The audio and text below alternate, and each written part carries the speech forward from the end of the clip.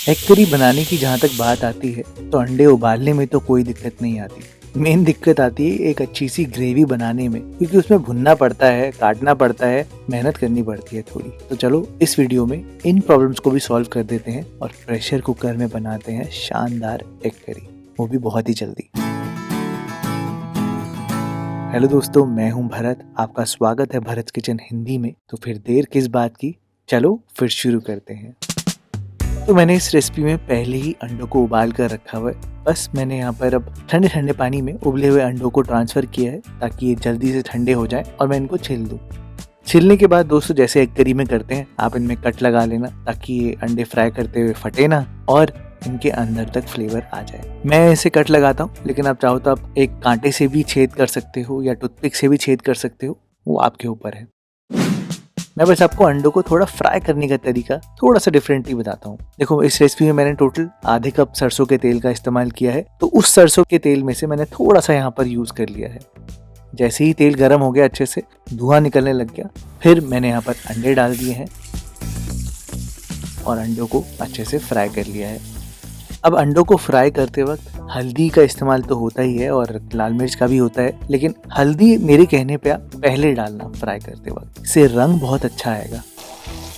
और जैसे ही अंडे आपके फ्राई हो जाएंगे ना, फिर आप डालना कश्मीरी लाल मिर्च और उसके साथ साथ थोड़ा सा नमक। आप देखना थोड़ा फर्क आएगा। अभी मेन चीज नहीं आई है। मेन चीज ये है दोस्तों कि अंडों में कैसे इन मसालों को पूरा लपेट दें कि वो तेल में ना रहे, बल्कि वो अंडों में अच्छे से पक जाए। तो आप क्या करना कि जब अंडे अच्छे से फ्राई हो जाए, आप यहाँ पर एंड में थोड़ा सा पानी डालना। थोड़ा सा छिटक कर आ सकता है आपके ऊपर, तो थोड़ा ध्यान देना। थोड़ा पानी डालने से ये होगा कि सारे मसाले अंडे के ऊपर अच्छे से लिपट जाएंगे। ये देखो कितना बढ़िया रंग आया है। तो बस मैंने अंडों को निकाल कर साइड में रख दिया है।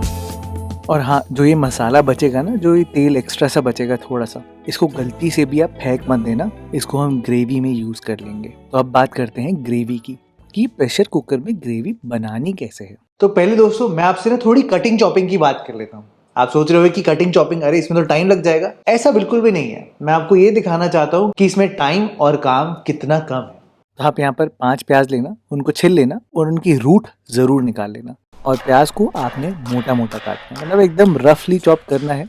आपको लग रहा होगा कि ये गलेंगे कैसे, क्या होगा, सब हो जाएगा, कोई टेंशन की बात नहीं है। इसके साथ साथ टमाटर मैंने लिए हैं 3। मेरे पास छोटे छोटे थे इसलिए 3 लिए, नहीं तो 2 से भी काम हो जाएगा। और इनको भी आप बड़ा बड़ा काट लेना, सीरियसली। अब सीधा ही चलते हैं प्रेशर कुकर के ऊपर। जो बाकी बचा हुआ तेल था ना आधा कप में, मैंने वो यहाँ पर डाल दिया है। सरसों का तेल है तो अच्छे से इसको गर्म किया है और गरम गरम तेल में ही मैंने यहाँ पर जीरा डाला है और उसके साथ साथ थोड़ी सी सूखी लाल मिर्च। थोड़ा स्पाइसी बनेगा तो अच्छा लगेगा, है ना। इसके साथ साथ आप लगभग 20 लहसुन की कलियां, मतलब 20 लहसुन के क्लोव्स आपने यहाँ पर डालने हैं। आपको ज़्यादा लग रहे होंगे और मैंने इनको काटा नहीं है बिल्कुल भी, आपको काटने की इनको कोई ज़रूरत भी नहीं है। इसके साथ साथ आप यहाँ पर प्याज डाल देना और प्याज के साथ ही वो जो पैन में थोड़ा सा बचा हुआ तेल था ना, वो भी आप यहाँ पर डाल देना। अब आपने क्या यहाँ पर प्याज को ब्राउन करना है? बिल्कुल भी नहीं। आपने इनको बहुत देर तक पकाना है? बिल्कुल भी नहीं। आपने इनको हल्का सा पकाना है, मतलब जब तक इनका कलर चेंज नहीं हुआ था या जब तक ये थोड़े ढीले नहीं हो जाते। तो जैसे ही प्याज का कलर चेंज होगा तो आप यहाँ पर घिसी हुई 1 इंच तक अदरक डाल देना। अदरक दोस्तों घिस कर ही डालना, क्योंकि अगर आप खड़ी खड़ी डालोगे तो वो बिल्कुल भी नहीं गलती है। थोड़ी देर आपने अदरक के साथ प्याज को पकाना है और जैसे ही प्याज इस स्टेज पर आ जाए, ये देखो आप, प्याज का कलर तो चेंज हो ही गया है लेकिन हल्के से सॉफ्ट से हो गए हैं। बस अब आप यहाँ पर हल्दी पाउडर डालना, धनिया पाउडर डालना और लाल मिर्च पाउडर डालना। मैंने यहाँ पर कश्मीरी लाल मिर्च का इस्तेमाल किया है, स्पाइसी वाली लाल मिर्च का नहीं किया है, मैं आपको पहले ही बता दूं। थोड़ी देर मैंने मसालों के साथ पकाया है ताकि मसाले भी थोड़े से भुन जाए। और अब आप देखो प्याज और भी थोड़े सॉफ्ट हो गए हैं। तो अब आप यहाँ पर टमाटर डालना, और टमाटर आए हैं तो नमक को कैसे भूल सकते हो। ये ऐसी जोड़ी है जो ज्यादातर साथ ही रहे तो अच्छी ही रहती है, इनकी गाइडेंस बड़ी अच्छी है। तो अब आप यहाँ पर सारी चीजों को मुश्किल से 2 मिनट तक भुनना। और भुनते भुनते जैसे ही आपको तेल दिखने लग जाए ना, थोड़ा सा, बहुत ज्यादा नहीं, थोड़ा सा तेल दिखने लग जाए, तो आप यहाँ पर डाल देना चिकन मसाला। चिकन मसाला एग करी में बहुत अच्छा लगता है, आप डाल कर देखना। और उसके साथ साथ 1 कप तक पानी। और ये सब चीज़ों को अच्छे से मिलाकर आप यहाँ पर एकदम लो फ्लेम पर 3 से 4 सीटी लगा लेंगे, एकदम लो फ्लेम पर। आपको लग रहा होगा कि सीटी लगाने में इन सब चीज़ों में बहुत टाइम लगेगा, पर ऐसा बिल्कुल भी नहीं है दोस्तों, ये काम बहुत जल्दी हो जाता है। 4 सीटी बाद मैंने प्रेशर कुकर को पूरा डीप्रेशराइज होने दिया है, ठंडा होने दिया है, ये देखो। और अब ढक्कन खोलकर आपको ये मिलेगा।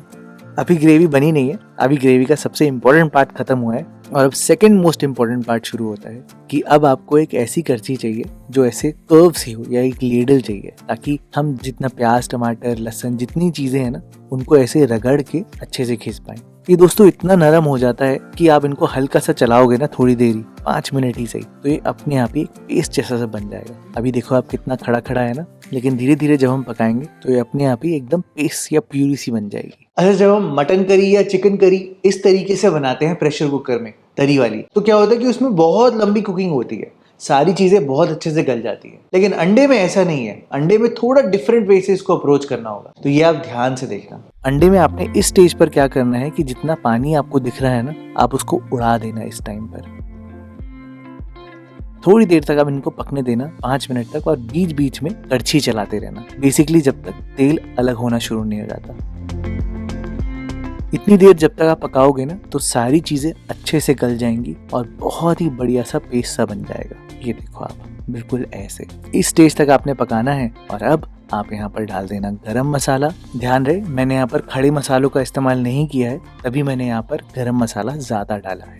और उसके साथ साथ अंडों को यहाँ पर डाल देना, और अंडों के साथ साथ मेरा फेवरेट इंग्रेडिएंट कसूरी मेथी बिल्कुल मत भूलना, और धनिया डाल देना इसके साथ। हमने सारी चीजें तो कर ली है, लेकिन अभी एक आखिरी इंपॉर्टेंट चीज रहती है, वो ये है कि अंडों के अंदर तक फ्लेवर लाना रहता है। तो अब आप देखो ग्रेवी कितनी अच्छी लग रही है ना दोस्तों। अब आप यहाँ पर थोड़ा सा गर्म पानी डालना, अपने हिसाब से सेट करना आप ग्रेवी को। अगर आप चावलों के साथ खाना चाहते हो तो थोड़ा सा पतला रखना, अगर आप रोटी के साथ खाना चाहते हो तो आप थोड़ा गाढ़ा रखना। हाँ, लेकिन पानी डालकर इस पे ढक्कन लगाना, इसको बस कवर करना प्रेशर कुकर के ढक्कन से, और 5 मिनट तक एकदम लो फ्लेम पर इसको पकने देना। 5 मिनट के बाद मैं तो गैस को बंद कर देता हूँ और इसको 5 मिनट ऐसे ही छोड़ देता हूँ। इससे सच में ग्रेवी रच जाती है अच्छे से, और एक एक अंडे के अंदर तक फ्लेवर आ जाता है दोस्तों। और एंड में दोस्तों ये देखो, आपको ऐसा कुछ मिलेगा। इतनी बढ़िया एग करी है दोस्तों ये, और इतनी आसानी से बन जाती है, क्योंकि इसमें आपको प्रिपरेशन में ज़्यादा टाइम लगता ही नहीं है। और प्रेशर कुकर की एग करी का स्वाद बिल्कुल अलग आता है। अगर आपको ये प्रेशर कुकर वाली एग करी आसान लगी है, तो क्या आपने ऐसी एग करी बनाई है जिसमें कुछ भी नहीं काटा है और कढ़ाई में सब कुछ डाल दिया है और एग करी बना दी है? अगर ये आपको डिफरेंट लग रही है तो आप ये वाली वीडियो देखना, कढ़ाई एग करी की, बहुत ही डिफरेंट है और बहुत ही अच्छी लगेगी आपको।